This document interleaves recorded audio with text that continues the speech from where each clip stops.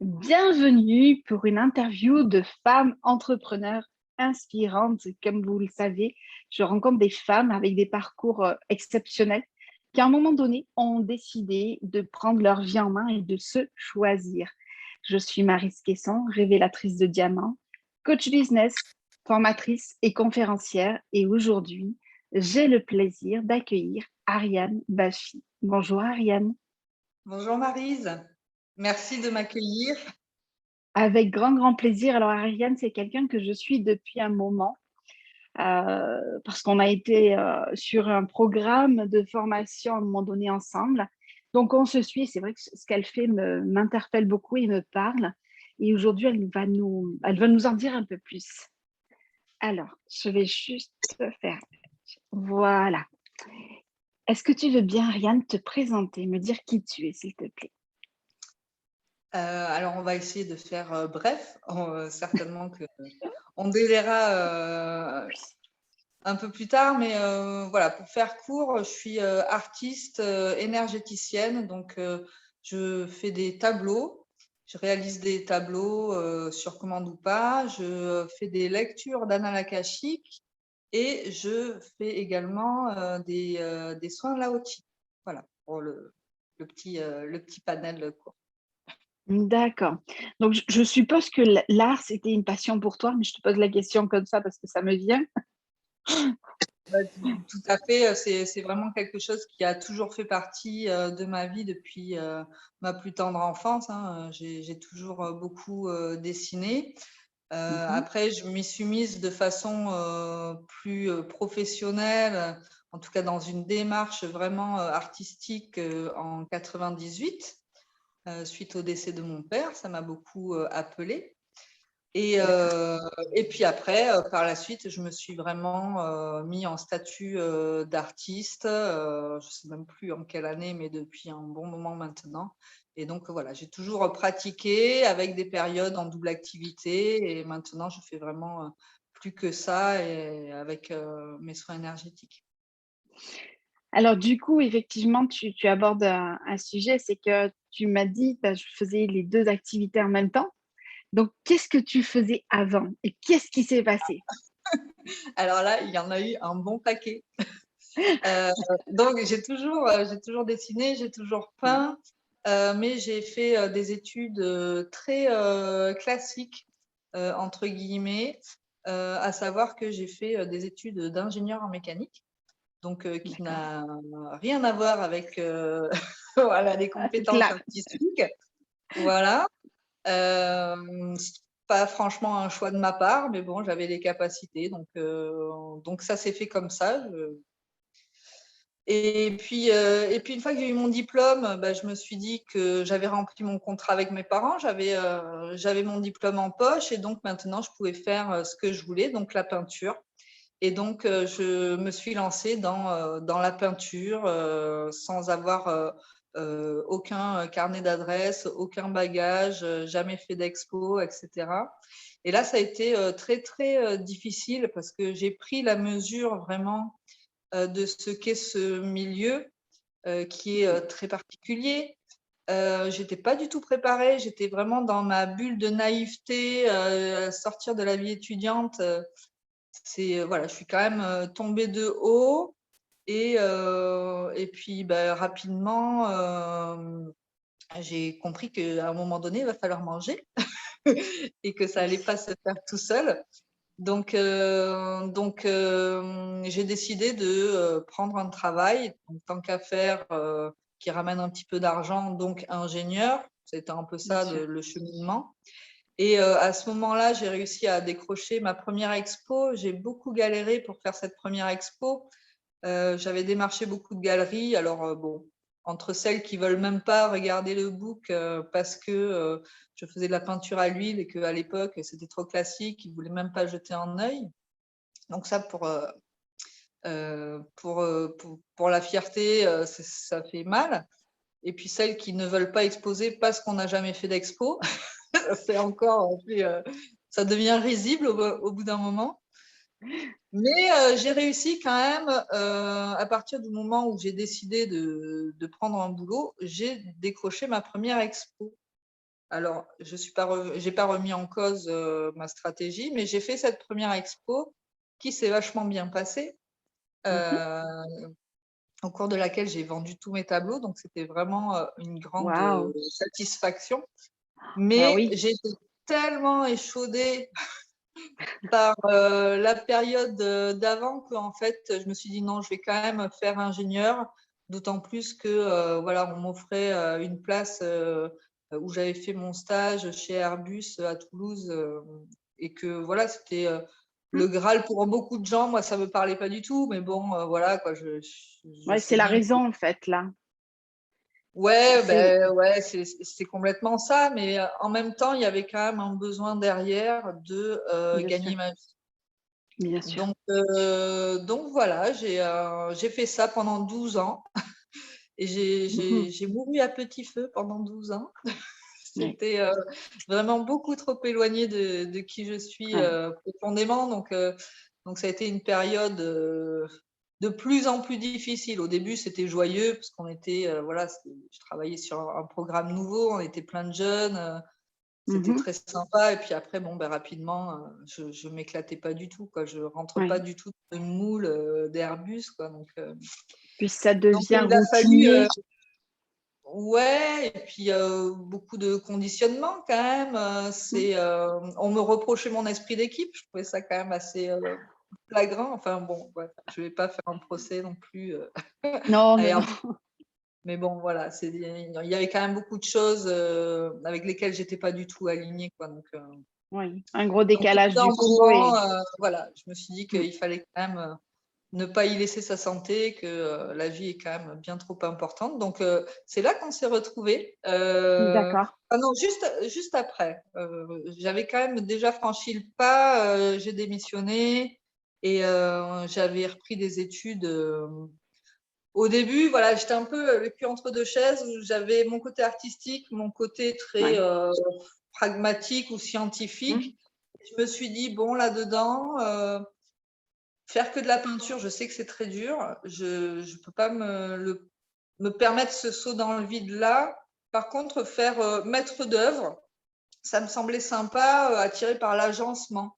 Voilà, être créative au niveau des rénovations de maison, ça, je trouvais ça chouette. Donc, j'ai fait une formation de 7 mois pour devenir chargée d'affaires en bâtiment.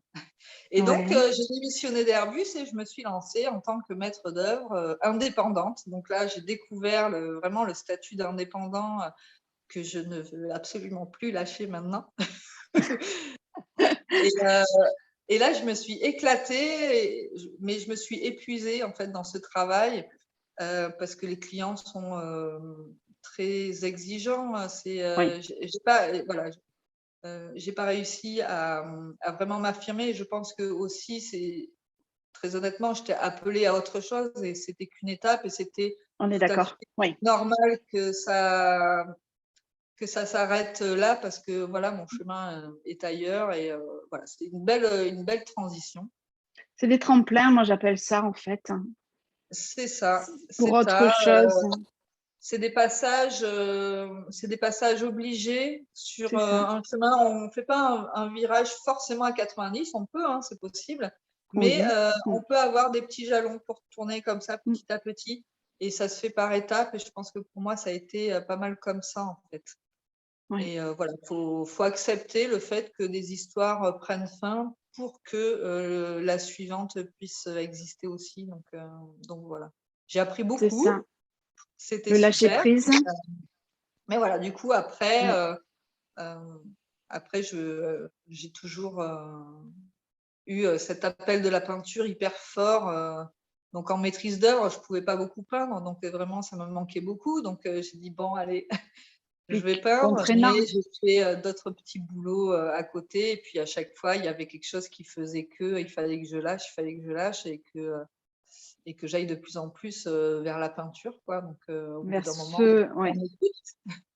Oui, bah c'est tu as été vers ce vers quoi tu étais appelé en fait, tout simplement. Je Qui pense, résonnait en toi.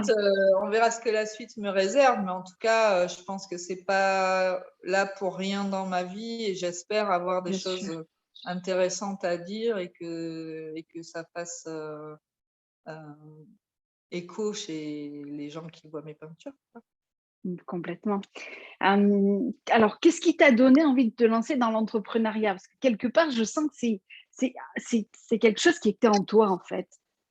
Parce que l'entrepreneur, il a des valeurs comme la liberté, j'ai envie de dire. On a tous Moi, celle-là c'est qui est... le number one. Moi Elle aussi, arrive en alors. première position, vraiment. Et en fait, je pense que pendant toute ma jeunesse, j'ai très peu choisi. J'avais D'accord. pas cette. Enfin, on a toujours le choix, hein, tu me diras, bien évidemment, mais c'est vrai que j'étais quand même dans un schéma familial très patriarcal. Très, Oui. voilà, mon père était pied noir, d'origine espagnole. Voilà, il y a quand même des bonnes Mmh. bases dirigeantes, on va dire, Oui. ou cadrantes. Et du coup, j'ai jamais pu trop choisir et j'en étais très, très frustrée. Donc, quand j'ai découvert que oui, on pouvait choisir sa vie, que même on devait choisir sa vie, j'ai envie de dire, pour moi, ça a été vraiment, ça n'est plus négociable, quoi. Ouais, Personne ne peut m'enlever ça. Je peux une choisir de révélation. subir, Ouais. mais je choisis, quoi. Oui, C'est très, oui. très important. Ouais. Et donc, l'entrepreneuriat, pour moi, c'est vraiment, ça m'a permis donc d'avoir cette liberté, mais ça m'a permis surtout aussi d'apprécier le sens des responsabilités. C'est quelque chose que j'adore. Mhm, Me sentir responsable, me donner à fond pour que ça se passe bien, mhm, être vraiment dans du respect mutuel. Voilà, mhm. c'est quelque chose qui me plaît beaucoup. Et puis après, comme je suis maman aussi de 2 enfants, ça me permet aussi d'avoir la main sur mon emploi du temps, hein, Bien sûr, tout à donc fait. c'est aussi quelque chose, qui est important, pour moi. Ce qui ne veut pas dire Mm. qu'on ne travaille pas quand, on s'occupe de nos enfants. C'est juste Non. qu'on peut, travailler sur des plages horaires, peu courantes. Oui, bien sûr, je comprends. Et du coup, ça, voilà, pour moi, l'entrepreneuriat colle vraiment à ma façon de vivre. Et quand je me projette en potentiel salarié, c'est juste pas possible. Tu as les poils qui s'irissent, c'est ça? Direct. Oui, ça m'étonne pas. Moi, c'est pareil, effectivement. Je pense qu'à un moment donné, alors tout le monde ne peut pas être entrepreneur, d'accord? Il faut le dire. C'est un Et tempérament, c'est une nature. voilà, c'est voilà. L'idée, si tu veux, à travers ces interviews, c'est de montrer aussi qu'on a le choix de prendre sa vie en main, qu'on soit salarié ou entrepreneur, peu importe. C'est certainement des femmes qui nous écoutent. Et l'idée, c'est quoi? En fait, on a tous l'objectif, notre objectif premier, c'est le bonheur. Tout à C'est fait. le bonheur. Que C'est vous ça. Et c'est soyez vrai, c'est le seul. salarié, C'est le seul. c'est celui, moi, je le mets en haut, en fait. Peu importe ce qu'on fait, l'idée, c'est de trouver un équilibre dans sa vie. Et c'est super parce que tu as abordé ce domaine-là en tant que femme, en tant que maman, de pouvoir être présente auprès de nos enfants. Alors, moi j'ai mon petit-fils, hein, il est dans la pièce à côté. Mais c'est génial parce que je trouve que la femme, elle a beaucoup de choses à faire. Si tu veux, dans cette émancipation, la femme s'est mise sur le même rang de l'homme. Je ne suis pas là pour faire de. Comment on dit je ne suis pas là pour faire le procès des hommes et des femmes, etc. Ça ne m'intéresse pas du tout. Pour moi, nous sommes complémentaires. C'est juste qu'à un moment donné, la femme s'est retrouvée avec une liste de tâches, une liste de choses à assumer, et c'est vrai que ça devient compliqué. Et là, effectivement, en ayant la main sur notre emploi du temps, ça nous permet aussi de gérer notre vie familiale et de prendre du temps pour soi, de s'épanouir. Parce que je vois beaucoup de femmes, Ça permet même plein de choses que tu dis, ça bien sûr, résonne beaucoup pour moi parce que ça ne veut pas dire que du coup, j'ai plus de temps pour tout faire à la maison. C'est non, j'ai assez de responsabilités pour dire ça, je ne m'en occupe pas, c'est à l'autre de le faire, on se oui, répartit, etc. On est vachement plus euh, respectueux de nos limites, de ce dans quoi on veut bien mettre notre énergie ou pas. Et du coup, moi, je sais que dans mon couple, ça a été naturellement beaucoup plus équilibré en tout cas mieux vécu par moi à partir du moment où j'ai arrêté d'essayer de tout faire. Tout faire, oui, Et ben voilà, parce que c'était juste pas possible. Et c'est parce ça. que voilà, quand on est entrepreneur, on peut pas se permettre de craquer.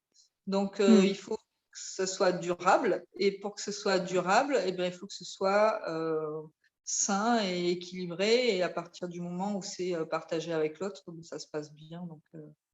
Oui, Donc voilà, c'est vraiment ce rôle-là de chef d'entreprise ou chef de sa vie, quoi, hein, tout simplement. Je ne fais pas trop la différence en fait entre mon travail et ma vie perso, c'est ma vie, quoi.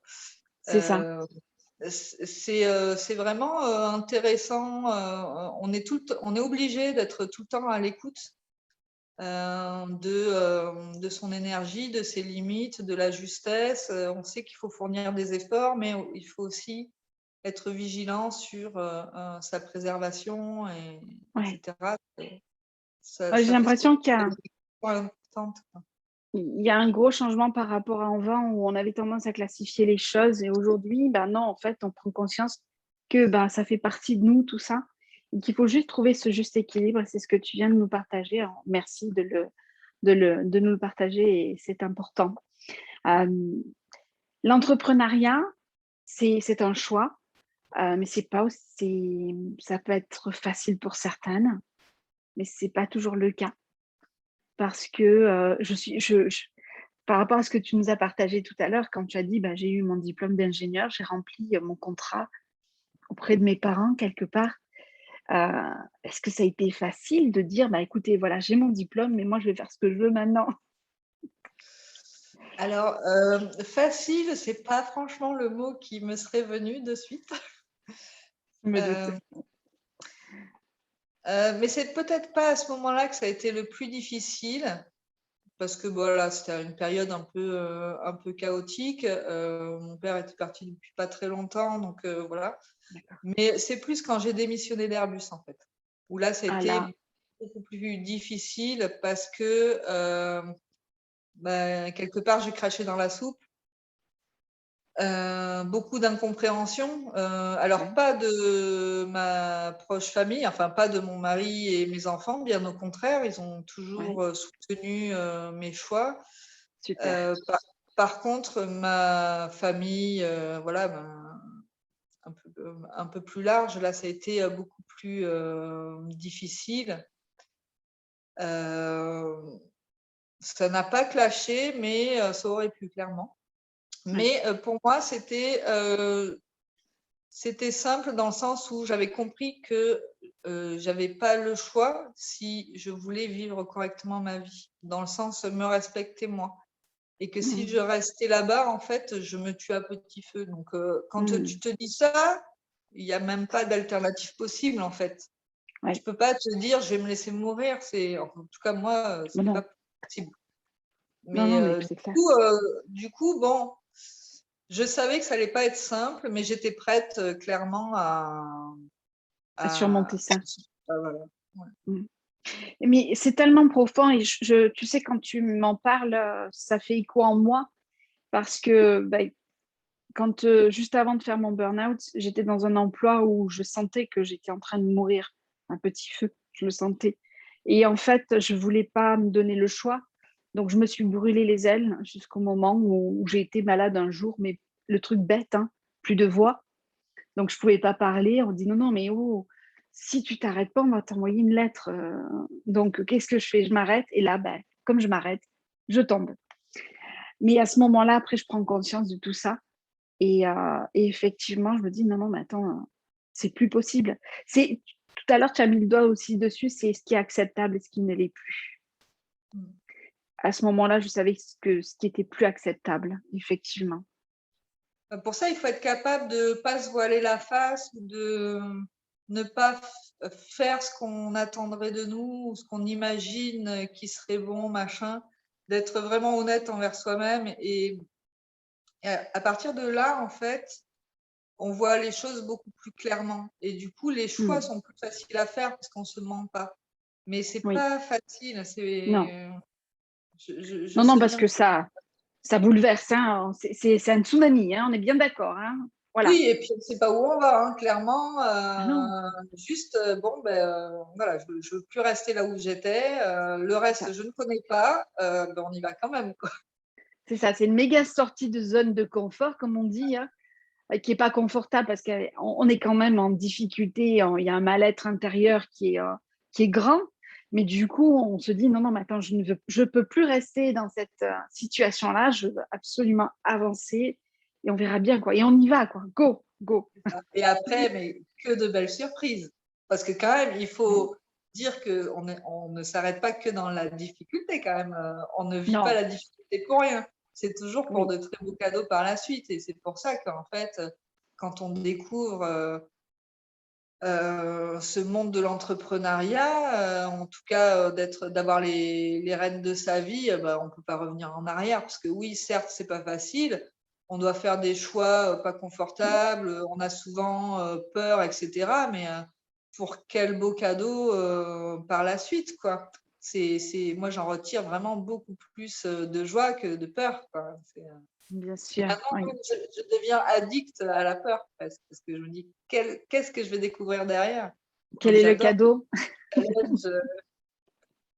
Super. Qu'est-ce qui a fait que tu n'as rien lâché? Ah, c'est une très belle question, ça. Euh, alors, il y a plusieurs réponses sur plusieurs plans. Alors, déjà, il y a mes enfants. Oui.